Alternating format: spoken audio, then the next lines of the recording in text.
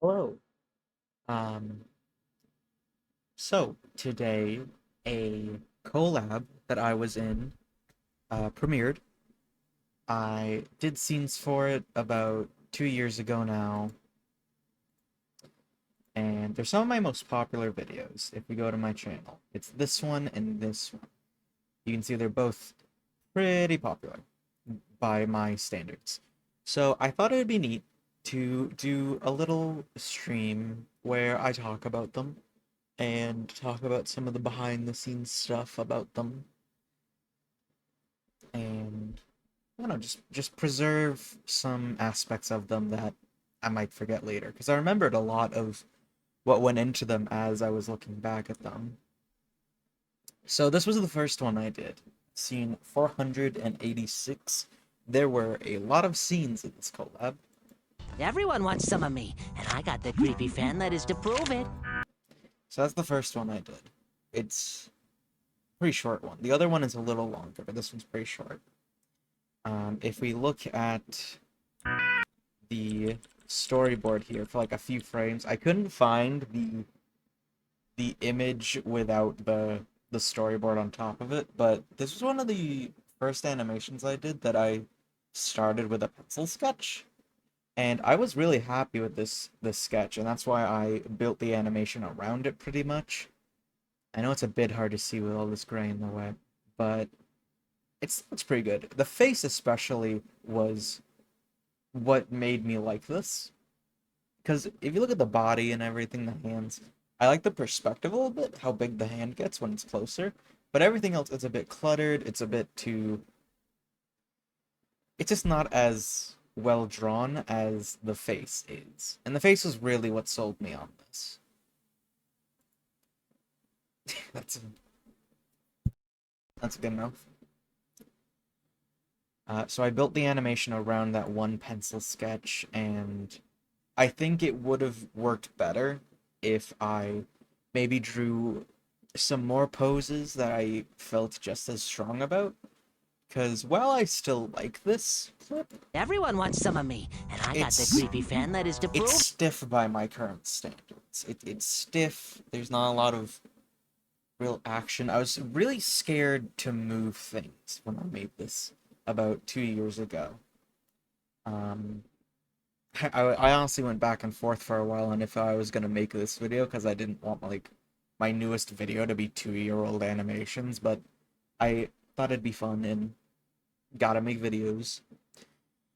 Um, so yeah, I was really scared back then to make things move because I thought if I drew it once and it looked good, then if I make it move, then it's not gonna look as good, which is not a good way to handle animating because the whole point is making it move. And I think I was scared of messing it up, and also I tried to be like efficient, quote unquote, and just make this one pose work. And I think it's fine. It was definitely pretty good by my standards back then, but looking back at it, I could have had a lot more fun with posing and the camera work. Because this is another example of something that I try to avoid when I animate now, which is I often framed things from the waist up, and it would just be this exact angle. Like I have multiple drawings and animations of this exact angle. I blame Storytime animations for that, because I that's how they're all framed out, and I'd watch those so much back in the day. So yeah, if I could redo this, and I honestly thought about redoing my scenes for this in between finishing them and the release of the video, but I never really kept track of how much progress the collab was making. If I did, maybe I would have gone back and it's out now, so I can't fix it. But yeah, I would have played more with the camera angle on this one because the original scene has a really nice angle. I can pull that up. If we look at the original pilot, has been hotel pilot.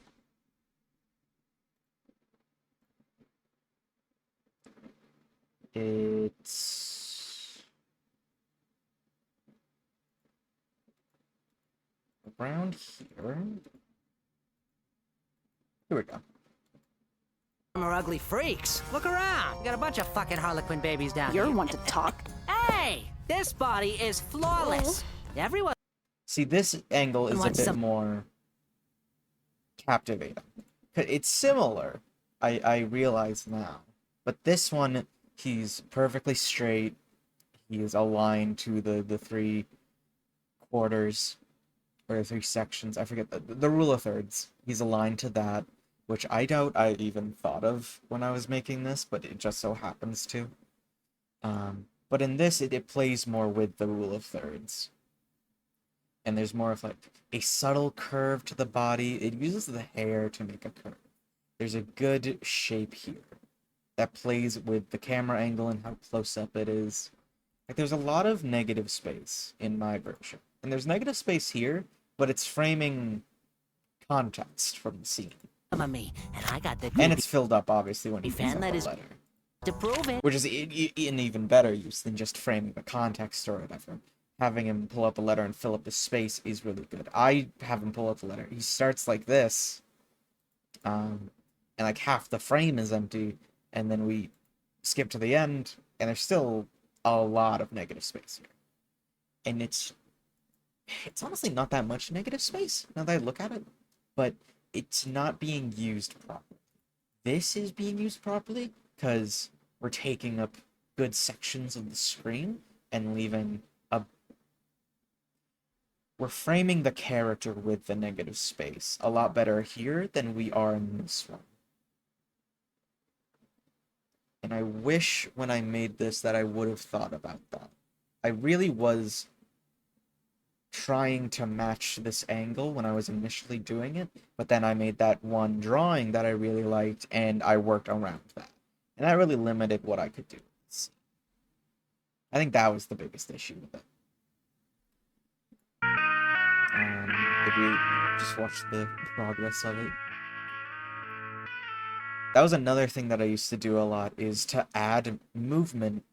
Even though, again, I'm scared to make things move at this point, I would take a small section like these shoulders and have them go up and down to try and imply some sort of emotion or acting, regardless of the scene.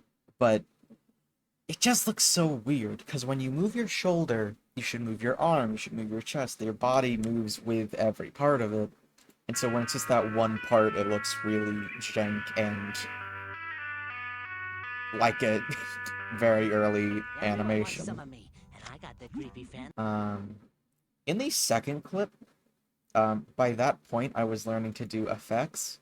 I say learning because these aren't that great of effects, but you can see some lighting on this. And that's really what I'm thinking when I'm saying this. So we go back to this one, there's nothing on the character, at least. The background, which I could also talk about because, oh my god. The background has lighting and gradients, textures, and whatnot. The character is completely flat, no even hand-drawn shading, which I would at least do hand-drawn shading now, even if I wasn't going to do effects. That's really noticeable in areas like the mouth for me, when it's open at least. Because it just feels unfinished. And it doesn't do a good job of, like, pulling you into the animation, making this feel believable. I like the gag. I feel like it's not that readable, but I liked the idea for this gag, where Some of me, he hands himself the letter with a hand that just comes from off screen. some of me, and I got the creepy fan. I think that's a funny gag. I think if I framed this better, I could have had the hand come in from a different angle, where it would have been more noticeable. Because as it is, it's not too noticeable. It sort of just feels like he pulls it out of nowhere if you're not paying attention. But it's a funny gag.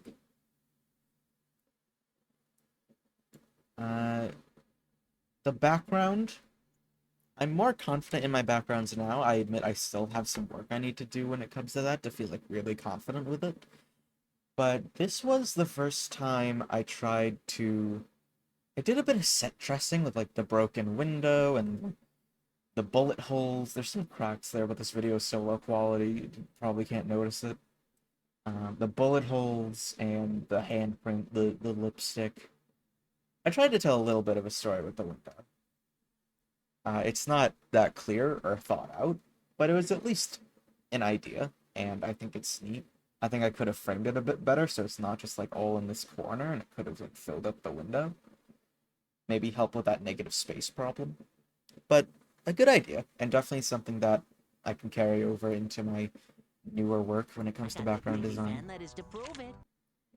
And I think one last thing to note about this animation is if you're familiar with this fan base and the figures within it, a while ago, the artist Ashley Nichols was a prominent member and sort of a face for the community for a little bit, at least a section of it. And she's moved on since a while ago. I don't think there was any like specific instance. I think like the pilot ended and they did a couple streams of their podcast. Um, and they've moved on from Hazbin Hotel. And more power to her. She has this great pilot she's working on and I'm really excited for it. But there's an ongoing joke within the community when she was a part of it that she was like obsessed with Angel Dust, right? This character. And I thought it'd be funny at the time because the context of this scene is that Angel Dust is saying that he gets fan letters from creeps and stalkers, and I thought it'd be funny to put her little bunny character here, which first of all is not very well drawn. I I made it very small. If I was doing this again, I would probably do the thing a lot of people do where they draw like a fully rendered image and then paste it into the scene because that works a lot better than just trying to doodle it. It's very simplified and I think it's still recognizable, but definitely would have gone the other route if I was doing this now. Excuse me. Um, but my main point is that Ashley Nichols, this character, I put her in as the joke to go along with the bit, but she's since moved on from Hazbin Hotel, and I don't think in the hypothetical where she sees this clip that she would care. I think she would still appreciate the joke. Um, but I sort of wish I didn't do it just because I want to respect the fact that she's moving on from Hazbin Hotel, and I can understand when a creative is like too attached to one thing that they did. I mean, I'm posting this now, but honestly, I kind of don't love that my most popular things are Hazbin Hotel. I love Hazbin Hotel, but I just wish my other videos were more popular. So I can relate to that feeling of I wish I wasn't so attached to this thing. Obviously, no one thinks of me when they think of Hazbin Hotel, but I'm just relating to it. So I think that's all I have to say about that first scene. Moving on to this one. This is probably my favorite of the two, I think. I think this one holds up better. Considered an investment in ongoing entertainment for myself. I want to watch the scum of the world struggle to climb up the hill of betterment. Only. It was an ambitious one for the time. I hadn't done any fancy camera angles or moves. Like I said before, I often stuck with this sort of composition, but I recognized that in the time, surprisingly, and I was unhappy with it. So when I was doing my second one, I thought, okay, I need to push this. I need to do something new. I need to try something. Even if it's not great, it'll at least look different. I don't want my two scenes to look exactly the same. And I definitely accomplished that. And honestly, this isn't that bad of a turn, especially for a first try at something like this. It's not perfect by any means, but it's not bad at all. I want to watch the scum of the world struggle to climb. The character is pretty consistent. There's a bit of jittering and shape morphing going on. And I remember, I think it was when I got to like this area with his hip and I started showing his chest, I was like, this is getting kind of hard to turn. So I started skipping frames a bit. You can see it sort of bounce around as it moves forward. Up the hill of betterment. Yeah, it really loses frames after it goes waist up. I want to watch the scum of the world struggle. But that's pretty smooth, that little section right there. I wish I kept it up that much smoothness. That could have looked really slick. This camera angle, where we're following his feet as he walks towards this other character, Charlie, a lot of people think that this is a JoJo's Bizarre Adventure reference, because I'm sure you think of the meme where like, oh, you're approaching me. That like famous panel from the manga and the famous shot from the show. A lot of people think that's For what I was myself. referencing here, but it's not actually. But it's kind of close. One Piece. Luffy versus, I think his name is like Burndy World. It's something silly. Let's hope I can find the exact angle here. Because I saw this and I was me like, this is so cool, I want to try this angle. It doesn't look like it's in this video. Here, I know it's in this. I'm gonna mute it because there's a copyrighted song. But I know it's in here. Here we go. It's this shot. Where we follow his feet as he walks towards Luffy. I loved this shot when I first saw it. I thought it was so cool. It was very dramatic. And I wanted to try and embody that with this. And you can see it's flipped, but you can see the similarities in how it's composed. Ongoing entertainment for myself. I want to watch the scum of the world struggle to climb up the I was hill happy with how it turned out, honestly. And I still am. It's definitely not... I could do far better now, obviously, but I think this turned out pretty well for something so ambitious at the time. I want to watch the scum. I can't say the same for Charlie. She really got the short end of the stick in this animation. I never even, like, designed her. I just drew her and was like, okay, that's what she looks like. And I think she has, like, 2 poses and I just bounce her. Yep. There's not even that much of a bounce. Oh my god.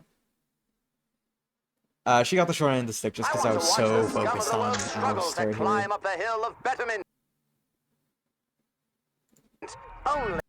My line weight was very much not a priority. Like, look how wobbly this is and how the thickness just... It's random. There's no thought to, like, shading or depth or volume or anything. That would definitely be something that I take into account now.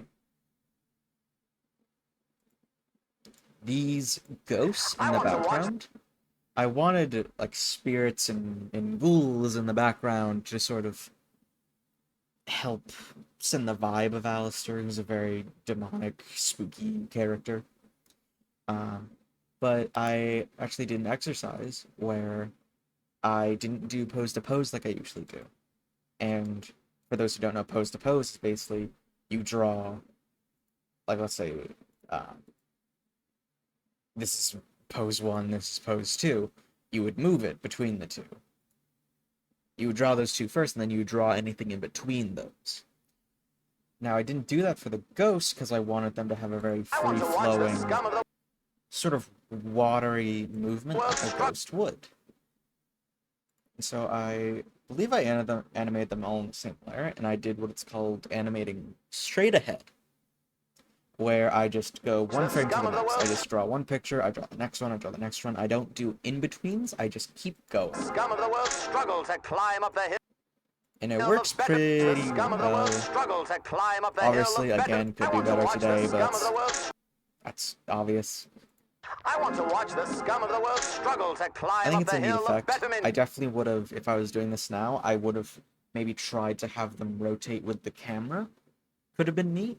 Could have really helped sell the depth.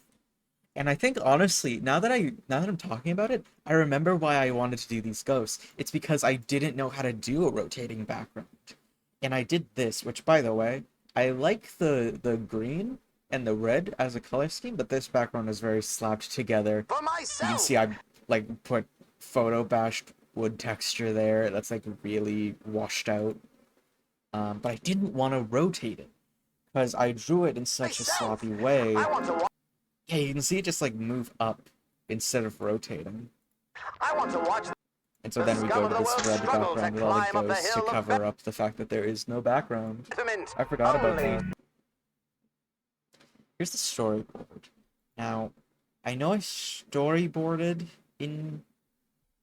I definitely storyboarded in Clip Studio. But I animated it too. For a second, I thought I might have animated completely in Clip Studio, but no. Because this line work really... It's Toon Boom line work. At least the type that I did at the time. You can tell The by world the brush, struggles to if you're familiar with it. climb up And, the hill of betterment. excuse me. You Only can tell, or at least I can tell, just because this is how I did these effects at the time. The glowing on the eyes and the X is a very Toon Boom, multiply, add, glow nodes. I didn't really know how to use the node menu back then, so this was the best effect I could get. I think it worked fine. The X could maybe be a different pink, because it doesn't really...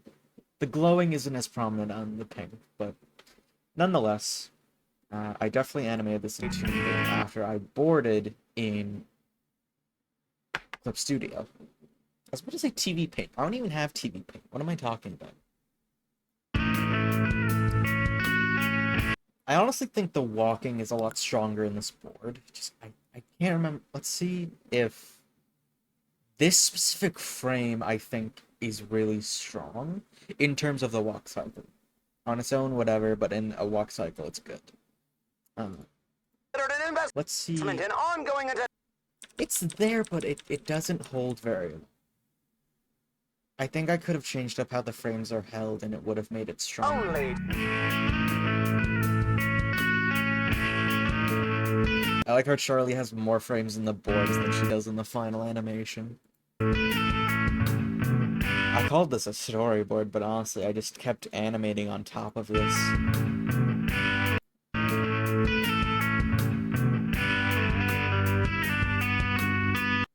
Oh yeah, and there's this... I thought about having him do this pose at the end where he's in like his full demonic form, but I cut that just because I didn't want to have visual clutter. I thought it was a lot stronger to just end on a close-up. Here's the line work, which I can tell just by this gray. This is Toon Boom. That's the Toon Boom gray that I used.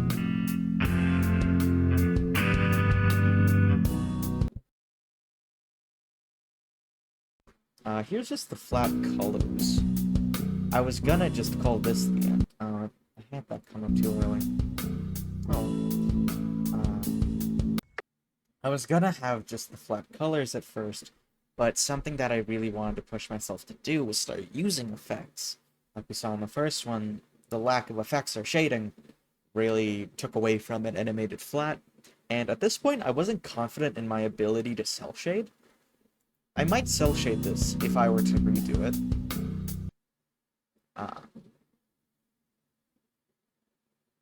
I just noticed that like this sleeve has like rounded ends and it's just flat here. Okay. So yeah, I wasn't confident enough to do cell shading, which is something that I'm very comfortable doing now. You can see my recent Hellfire animation, which I think is I think it's the best looking thing I've made so far. We can see it when he comes towards the camera. I can do effects like this now. I can do lighting and shading effects like this, hand-drawn, with gradients and everything. And this was the first animation this was the first animation I did with, like, interior coloring like this on the nose and the eye bags. Very happy with how that turned out. And that's an effect that I could have carried over into this if I were to do this again. If this was with my modern day skill set, this would have so many more layers of shading and lighting and effects. Because even the effects I did on this, when I got this into After Effects, is considered an very, investment in ongoing entertainment for myself. I couldn't tell you want how to- I did this. It looked good at the time, and it, I think, looks fine. But instead of doing, like, a inner mask with a drop shadow and a highlight and a rim light, all that, you can see a rim light, you can Watch see the interior scum of the world. shadows, but it's just sort of like... Struggle to Like, you can tell when his arm... God, I wish I wasn't there. You can tell when his arm overlaps his body. That, like, you can see... It's a bit crushed, but... Basically what it's doing is it's just... tracing the outline and then adding an interior shadow based on that. And it looks fine, and it even adds a rim light effect like this, but there's no thought process behind the light source, the shadows, the layers of it. There's no thought behind it. It was just a pre-made asset that just stacked on Climb up the top of hill it, of betterment. and I definitely put a Only lot more thought. You can see, I'd put a lot more thought into it now. You can see a big example of it just adding light with like this. And by the way, here I am not confident with my head turn, so I just warp it, which can work fine, but I would feel more comfortable doing a head turn now. It just adds this white light here for some reason. Whatever preset I used for this just added that, and I forget if I could change the color of it. I imagine I would have only if I knew how.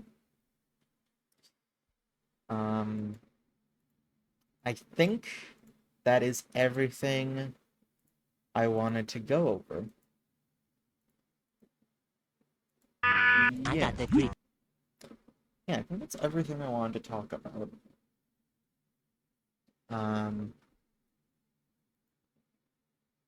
you guys should go and watch the Hazbin Hotel Reanimated. Just hit 1,000 views. Hey, big.